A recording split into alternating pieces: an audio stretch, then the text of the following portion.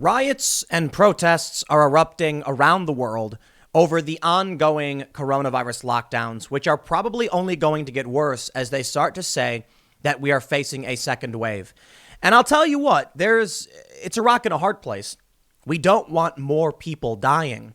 But at a certain point, as Trump has said, the cure can't be worse than the disease. So what do? If we lock down too much, which we probably already have, we destroy everything. More people will lose their lives, as the UN warned months ago. 250 million people face starvation due to the economic lockdown. Now, I'm not here to do a big, long rant about my opinion on the lockdowns and what we should or shouldn't do. I want to show you what's happening. And it's very strange, to be honest. First, we have these riots in Rome. Far-right demonstrators clash. The funny thing about it is that the Sunday Times in the UK says fascists and mafia behind anti-lockdown riots in Naples. 2 arrested as marchers protest against health dictatorship. Okay, so I'm going to read you these stories. Maybe they're far right, sure, fine, whatever. But isn't it a little weird to claim that the people who want an end to the government-enforced lockdown are the real fascists here? It seems kind of strange, doesn't it? Now, I want to show you something. The reason I think this is important is because I think the COVID argument and how it's viewed is dramatically different. The way it's viewed is dramatically different between left and right. And I think although many people on the right may be wearing masks because it's a social pressure, I believe deep down, many of these people don't want to wear them, don't care, and want it to be over with. I think the left is extremely scared. Let me show you this. This is from the Donald.win, Trump rally in Pennsylvania. Look at all these people. Oh no, they're not socially distancing. And they don't care. Why does anyone assume that anyone else does? Is Trump trying to win over people who are scared of COVID? Perhaps, yes. Trump's base. They're not worried about it. I don't know why. I don't know if they should or shouldn't be. I would say that I take it seriously. I wear my mask. I think people should wear masks. And Trump supporters they're wearing the MAGA masks at all the rallies. Let me show you another photo. Here we have "We Will Win," and it's a sea of Trump supporters. Of course, yes, they're all wearing masks. I know the media likes to scream. But I saw this. I saw the riots, the unrest, and I thought to myself, if Trump wins, I do believe this will all go away. I do. I'm not saying COVID will simply cease to exist, but based on the death counts, based on the news, I'm going to tell you this. I believe that we have beaten the worst of COVID, in my personal opinion, based off of all of the data so far. They say a second wave is coming. Far be it from me to challenge the experts. I don't know. But I think people are over it. I don't think anyone cares at this point. And that may mean more people lose their lives. But as Trump has said repeatedly, the cure can't be worse than the disease. You know, I will mention something that I find particularly interesting, though. I think I have the story here. Has COVID killed off the flu? Experts pose the intriguing question as influenza cases nosedive by 98% across the globe. Many feared twindemic of flu, which killed thousands, and COVID this winter, 30 million people, 20% more than normal, now eligible for the flu jab. Surveillance data collected by WHO shows flu cases plummeted globally. It's really fascinating. How is the flu transmitted? Is it transmitted through the air? I'm not entirely sure. I believe so, like coughing on people and stuff, maybe touching them. But when I saw this, I was curious because how is it that we've locked everything down? The flu is gone, but COVID is coming back. Like, what's causing that? What's the difference between COVID and the flu? Rate of infection could be worse. So it could be at that threshold. I know a lot of people, I've seen a lot of people try and claim that this is like a conspiracy and that COVID is the flu. I don't believe that.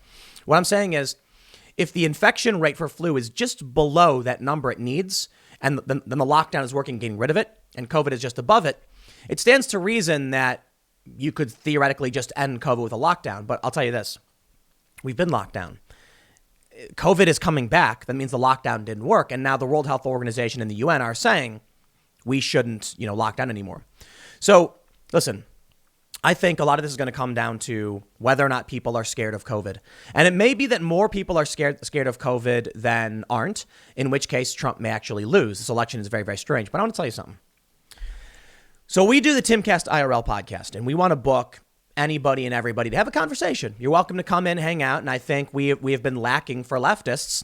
We've had some people with sort of left-wing, views to an extent. And it's very difficult to book leftists because they're collectivists. They're scared of cancel culture and they don't want to speak unless they're approved.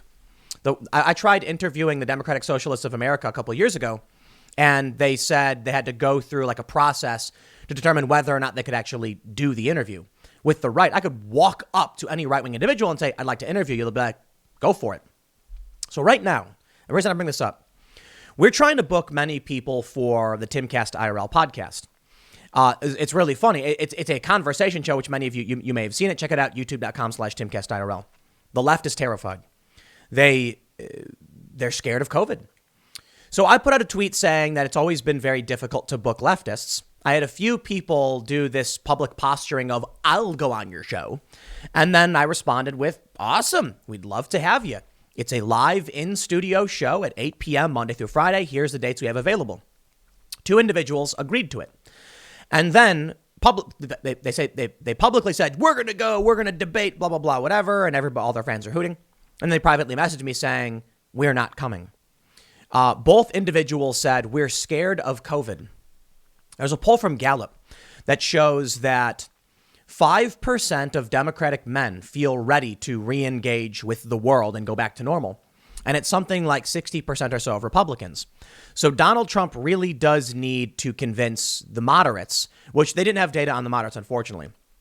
He really needs to convince them that things are going to be okay and they can come out and vote. So here's what's interesting. Early voting should, I'm wondering if Democrats are going to be hurt in the long run because they're so scared of COVID. Now, it could be the individuals when it comes to Timcast IRL were just lying. Oh, no, COVID. Oh, we're so scared. But in reality, they just didn't want to come on the show because it'd probably make them look bad or they could get canceled. The left would drag them and try and destroy their careers. That's what they do. For whatever reason, they were scared. That's the easiest way to put it. These individuals got scared, be it COVID or anything else. Their official answer was, we're scared of COVID. If you're too scared to come into a, socially distanced space where we have all the proper protocols, everything's cleared, like where the studio is we're within all the guidelines. We didn't do guests for the entire year, for several months. And then we started doing them again once the guidelines reopened up. There have been other shows that literally just never stopped, but they're still scared. I wonder how that will impact the election. I don't entirely know. But suffice it to say, Trump supporters are ready to get back. They're ready to come out. And I think what I'm trying to get at is it's not so much enthusiasm for Donald Trump. OK, it's a combination of enthusiasm for Trump and not being worried. The people who want to vote for Trump care more about voting for Trump than getting sick. And it seems like the Democrats care more about not getting sick than they do about voting against Trump. Joe Biden has no Joe Biden has no voter enthusiasm. It's very, very low. But anti-Trump enthusiasm is very, very high. That's what a lot of people need to consider. But if people don't actually care about Joe Biden and they're terrified of the coronavirus to the point where they don't want to leave their homes, then I think on election day, we are going to see a massive wave of in-person voting. Now, this segment wasn't supposed to be on Trump and his supporters and all this stuff. But I'm telling you, man, if people are scared to go out, how could Joe Biden hope to win? They're counting on the mail-in ballots, I suppose. But Trump is already going to start challenging those, and there's going to be a lot of problems. I think the Democrats have created a serious problem for themselves by pushing the coronavirus thing over and over again to the point where now Democrats are mortified. Like you have stories in California where they're ironing their ballots, or what was it, where they're microwaving them, they're disinfecting them, and they're destroying them by doing it. Please don't do this. Just destroying them. Mailing in soggy, smeared ballots that can't be processed, and people's votes are not being counted. You then have mail-in voting failing. Like you have mail-in voting errors, a higher margin of error than regular in-person voting. And this has been, the Atlantic warned about this, saying it would backfire on Democrats. I think the COVID push from Democrats and the establishment from these politicians, it's going to backfire horribly. Think about this. Let me show you this story from NPR. Police arrest anti-lockdown protest leader in New York's Orthodox Jewish community. This is from October 12th. This is a guy named Harold Tischler. an activist in the city's Orthodox Jewish neighborhood of Borough Park. He was taken into custody Sunday following an October 7th protest against the limits on the number of worshipers in synagogues. So I show you this. Think about New York. Think about what they've done in response to COVID. Early on, I think we had very serious problems. Clearly, something came out of China, and then we all reacted. 200 and some odd thousand people, 220 or so thousand people have lost their lives, and it's horrifying. It really is. But if you look at the data, it seems like we're past that storm. They're saying there may be a second wave, but we've already seen many of these states see little bumps and then go away again. Think about what New York did to its economy. It destroyed it completely, and it drove the rich people and the middle class away. That money leaves. That's money for political influence Democrats need. They have lost a key portion of their revenue needed for campaigning. Now, some suggest that because COVID happened earlier in the year and many people started fleeing, you started seeing these upper class, middle upper class progressives go into more red areas. They may have then registered to vote in those areas, which seems likely, and they will then swing those areas for Joe Biden. And that's possible. It's entirely possible. It's hard to know for sure, but there's another argument there. New York destroyed its base, drove everyone out, but the people didn't all go to the same places. With around 400 or 500,000 or so people who are leaving, many of them went to existing blue areas, and many of them went to areas that were red, but not enough of them went there to actually swing the vote from red to blue. In which case, all that did was dilute the voting power of New York City. I'm not going to pretend to know what will happen, but I'll tell you this. In New York, these people are all voting for Trump. How many people are Democrats who are now saying, I'm sick and tired of the lockdowns. I want a Republican to just open it up? Because I'll tell you this. We talk about shy Trump voters, right? They say shy Trump voters are people who are scared of the social ramifications of admitting they will vote for Donald Trump because Trump is such a divisive and nasty guy. I believe these people exist because cancel culture is real. You have massive corporations and activist groups that will come and destroy your life if you come out and say you're voting for Trump. It's a fact. You can get fired from your job. They can retaliate against you. They might not give you a promotion. People are really scared. Cloud Research is a website I often show. 4 different PhDs and an MS did research finding, and they found 10% of Trump voters say that they'll lie to pollsters. Take into consideration the people who don't want to admit they'll vote for Trump, and now take into consideration the people who don't want to admit they're okay with more death. And that's the bigger secret vote. The polls were wrong in 2016, but they were wrong. Here's what's going on. I love this narrative, what the media is doing. About a month out from the election or so, we saw ridiculous polls saying Hillary Clinton was up by like double digits, 16 points, 12 points, whatever. We're seeing the same thing with Joe Biden now. In the aggregate, Hillary Clinton was up on Trump by several points, and Joe Biden is up a couple points more. So consider that. As we got closer to the actual election, things got tighter, and Hillary Clinton had like a 3-point lead on average. She ended up winning the national popular vote by, I believe like 2 point something points. So the polls were wrong. Now what happens is Trump supporters are saying the polls are going to be wrong again. The media class, the pundits say the polls were only wrong by a point or two. There's no way. There's no way that Biden loses. But what they ignore is that this time in the election for Hillary, she was way up on Donald Trump. Seriously, I think there was one poll that was like 16 points someone's sharing. Consider this. Let's say there were secret voters in 2016. The pollsters didn't see Trump's non-college educated white voters. They missed that. That made the polls wrong to a certain degree. Trump ended up winning. It could also be that Trump really did swing the polls around at the very last minute. That's one of the reasons they've been pushing for early voting and mail-in voting so that Trump can't make last-minute plays. They're hoping that 4 years of screaming orange man bad will be enough to get people to go out. They draw it out over a long period of time so that one October surprise can't cost them the election. It's all part of the strategy. Granted, COVID plays a role in this, for sure. They're taking advantage of this. Now consider this. How many people are tired of the lockdowns, want everything to open up, and then they hear, but you're killing grandma if you do this? Yes, perhaps. But how many of them are saying, oh, I know, it's so bad, we can't let grandma die, and then thinking to themselves, I need my job back, I just don't care anymore?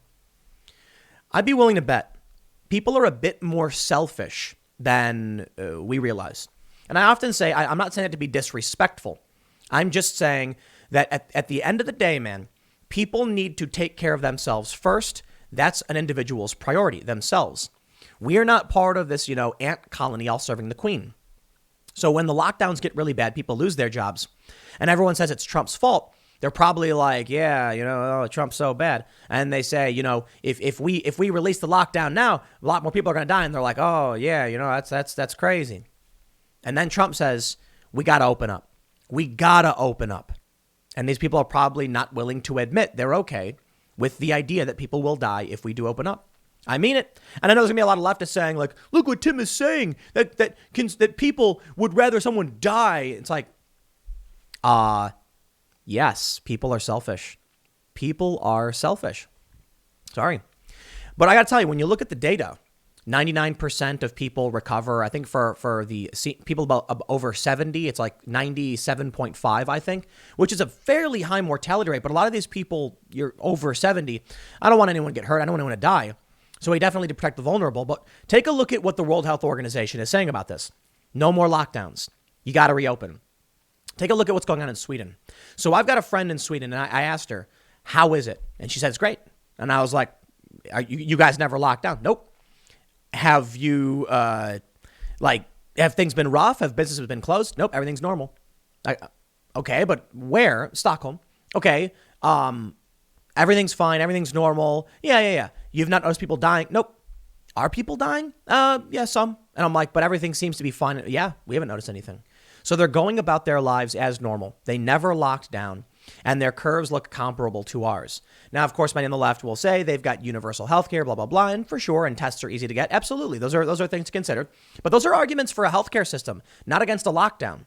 Okay? That's an argument for should we implement universal health care? And by all means, have that argument. But if we're talking about getting the economy back up and running, it stands to reason we should have done it a long time ago. And that's me going off of the World Health Organization and the UN saying we can't do this anymore.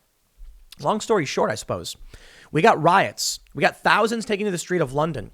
We got 2 nights of riots in Italy. These lockdowns cannot continue. People are reaching their wits' end, and they're suffering.